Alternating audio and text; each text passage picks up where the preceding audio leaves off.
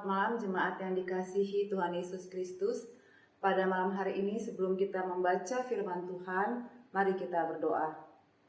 Ya Bapa dalam surga, terima kasih atas berkat dan penyertaan-Mu sampai pada malam hari ini. Kembali kami datang ke hadirat-Mu ya Tuhan, akan membaca dan merenungkan firman-Mu. Biarlah Roh-Mu yang menguasai mata hati dan pikiran kami. Dalam nama anak-Mu, Tuhan Yesus Kristus, kami telah berdoa dan mengucap syukur. Amin. Jemaat yang dikasihi Tuhan Yesus Kristus, renungan malam kita pada malam hari ini diambil dari 1 Samuel 9 ayat 1 sampai 16 dengan tema Allah yang berdaulat. Demikian firman Tuhan. Saul diurapi menjadi raja. Ada seorang dari daerah Benyamin, namanya Kis bin Abiel bin Zeror bin Bekorat bin Afiyah, seorang suku Benyamin, seorang yang berada. Orang ini ada anaknya laki-laki, namanya Saul, seorang muda yang elok rupanya. Tidak ada seorang pun dari antara orang Israel yang lebih elok daripadanya. Dari bahu ke atas, ia lebih tinggi daripada setiap orang sebangsanya. Kis, ayah Saul itu, kehilangan keledai-keledai betinanya. Sebab itu berkatalah Kis kepada Saul anaknya, ambillah salah seorang bujang, bersiaplah dan pergilah mencari keledai-keledai itu. Lalu mereka berjalan melalui pegunungan Efraim. Juga mereka berjalan melalui tanah Salisa, tetapi tidak menemuinya. Kemudian mereka berjalan melalui tanah Salahim, tetapi keledai-keledai itu tidak ada. Kemudian mereka berjalan melalui tanah Benyamin, tetapi tidak menemuinya. Ketika mereka sampai ke tanah Zuf, berkatalah Saul kepada bujangnya yang bersama-sama dengan dia, mari kita pulang, nanti ayahku tidak lagi memikirkan keledai-keledai itu, tetapi khawatir mengenai kita. Tetapi orang ini berkata kepadanya, tunggu, di kota ini ada seorang abdi Allah, seorang yang terhormat, segala yang dikatakannya pasti terjadi. Marilah kita pergi ke sana sekarang juga. Mungkin ia dapat memberitahukan kepada kita tentang perjalanan yang kita tempuh ini. Jawab Saul kepada bujangnya itu, tetapi kalau kita pergi, apakah yang kita bawa kepada orang itu? Sebab roti di kantong kita telah habis, dan tidak ada pemberian untuk dibawa kepada abdi Allah itu. Apakah yang ada pada kita? Jawab bujang itu pula kepada Saul, masih ada padaku 1/4 sikal perak. Itu dapat aku berikan kepada abdi Allah itu. Maka ia akan memberitahukan kepada kita tentang perjalanan kita. Dahulu di antara orang Israel, apabila seorang pergi menanyakan petunjuk Allah, ia berkata begini, mari kita pergi kepada pelihat, sebab nabi yang sekarang ini disebutkan dahulu pelihat. Kemudian berkatalah Saul kepada bujangnya itu, pikiranmu itu baik, mari kita pergi. Maka pergilah mereka ke kota, ke tempat abdi Allah itu. Ketika mereka naik jalan pendakian ke kota itu, mereka bertemu dengan gadis-gadis yang keluar hendak menimba air. Mereka bertanya kepada gadis-gadis itu, pelihat ada di sini?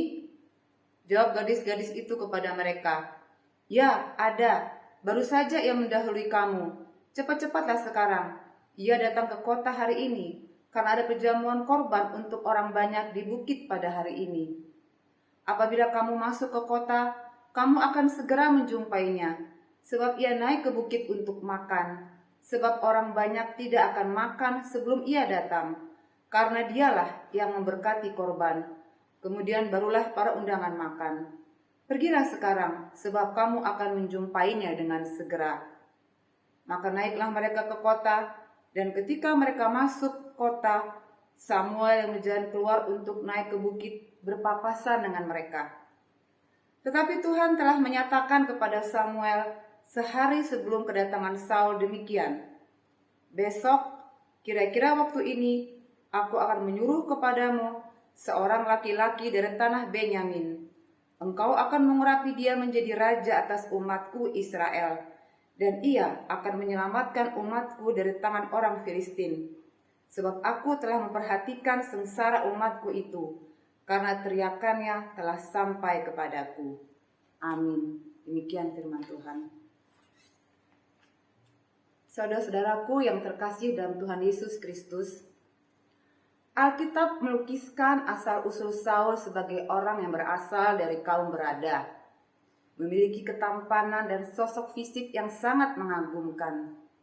Sungguh suatu gambaran yang menjanjikan dari seorang calon raja. Namun Alkitab tidak berbicara sedikit pun tentang kerohanian Saul.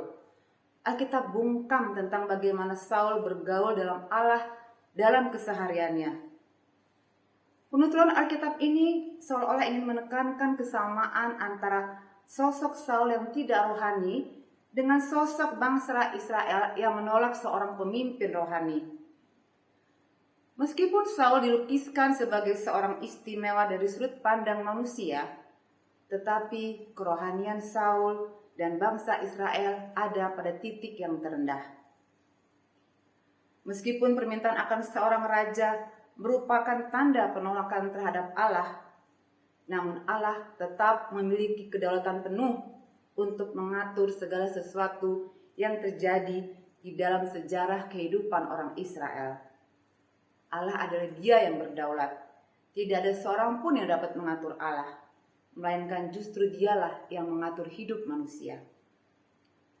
Melalui peristiwa yang sederhana, kehilangan keledai, Saul dipimpin oleh Allah untuk bertemu dengan Samuel, hakim terakhir dan nabi Israel. Saul menjalani hidupnya sebagai raja Israel yang pertama. Melalui penuturan Alkitab ini diingatkan tentang siapa perancang kehidupan manusia yang sesungguhnya. Jika dalam bagian sebelumnya kita melihat bagaimana Israel ingin mengambil jalannya sendiri melalui permintaan akan seorang raja, maka dalam bagian ini kita lihat bahwa Allah lah yang menetapkan Saul untuk menjadi raja, bukan bangsa Israel. Manusia seringkali berpikir bahwa hidupnya adalah miliknya sendiri, sehingga dengan demikian mereka bebas untuk melakukan dan memutuskan segala sesuatu dalam hidup ini.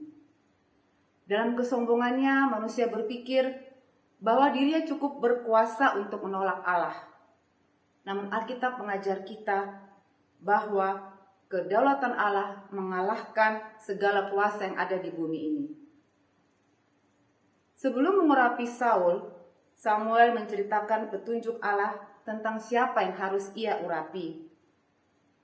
Kehilangan keledai dan perintah Kis kepada Saul untuk mencari keledainya bukanlah hal yang kebetulan. Allah bekerja dalam segala sesuatu untuk menggenapi rencananya. Dan rencana Allah pasti mendatangkan kebaikan bagi umatnya. Di tengah zaman yang penuh hiruk pikuk ini dan tantangan ini, kita diajak untuk peka terhadap apa yang terjadi. Allah ingin kita senantiasa berdialog dengannya dan merenungkan apa kehendak Allah atas peristiwa dan apa yang kita hadapi. Satu hal yang pasti, dalam segala keadaan, Allah hendak mendatangkan kebaikan bagi semua orang yang mengasihinya. Ia ingin menyatakan kasih-Nya bagi kita semua, baik melalui peristiwa yang baik maupun peristiwa yang tampaknya menyakitkan. Tetaplah setia membaca, merenungkan, dan mendengarkan firman Tuhan dalam kehidupan kita sehari-hari, sehingga kita peka terhadap kehendak Tuhan yang terbaik untuk hidup kita. Amin. Mari kita berdoa. Ya Bapa dalam surga, terima kasih atas firman yang telah kami renungkan. Biarlah firman itu dapat kami lakukan dalam kehidupan sehari-hari. Biarlah Bapa, kami dapat terus berjalan dalam perintah-Mu, dan kami dapat terus dekat dengan-Mu ya Bapa, sehingga kami peka terhadap apa yang terjadi dalam kehidupan kami, karena kehendak-Mu lah yang terbaik untuk hidup kami. Sementara kami akan tidur dan beristirahat, biarlah Bapa kami dapat tidur nyenyak dan besok kami dapat bangun dengan kekuatan yang baru. Kami serahkan seluruhnya dalam tangan pengasihan-Mu. Ampuni ya Bapa semua dosa-dosa dan kesalahan kami. Dalam nama anak-Mu Tuhan Yesus Kristus Kami telah berdoa dan mengucap syukur. Amin. Selamat malam, Tuhan Yesus memberkati.